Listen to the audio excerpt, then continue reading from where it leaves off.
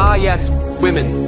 It is sometimes said that women and children are placed together because they are the same thing. And this post certainly shows a child's level of observation and understanding. A man extrapolated to his greatest political extremes is a fascist, and contrarily, a woman extrapolated to hers is a libertarian socialist at best and a communist at worst. Both of these phenomena are easily observable by voting patterns both historically and in recent years. Female voting patterns reflect their nature and their increasing push for a globalist welfare nanny state. To quote Jordan Peterson, everything is an infant to a childless woman. That unfortunately includes themselves, along with third world migrants and criminals, and yet like children, they are also quite capable of immense selfishness, as illustrated by the OP. Promiscuity is harmful. Women have historically voted for policies such as no-fault divorce with disastrous consequences. Women should dress modestly, and women should take accountability for their choices. The proposition that pointing these out would scare women into voting Democrat is laughable, because if it were true, then women would be the ultimate hypocrites, or perhaps they already are. The policies women have voted for, especially in recent years, have made things clearly worse for them, especially in regards to violence and sexual crime. By OP's logic, this, along with the left's clear contempt for women when it comes to issues such as trans athletes and women's sports, should have caused a mass exodus to the right years ago,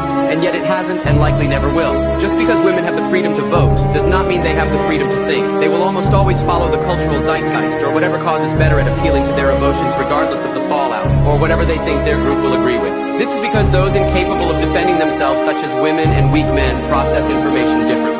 It comes down to a primitive survival instinct, a sort of consensus-based social filter. The question isn't, is this true? Instead, the question is, will everyone else be okay with me thinking this is true? How will this affect my standing in the group? This makes women especially vulnerable to manufactured consensus and easy to emotionally manipulate into supporting leftist causes.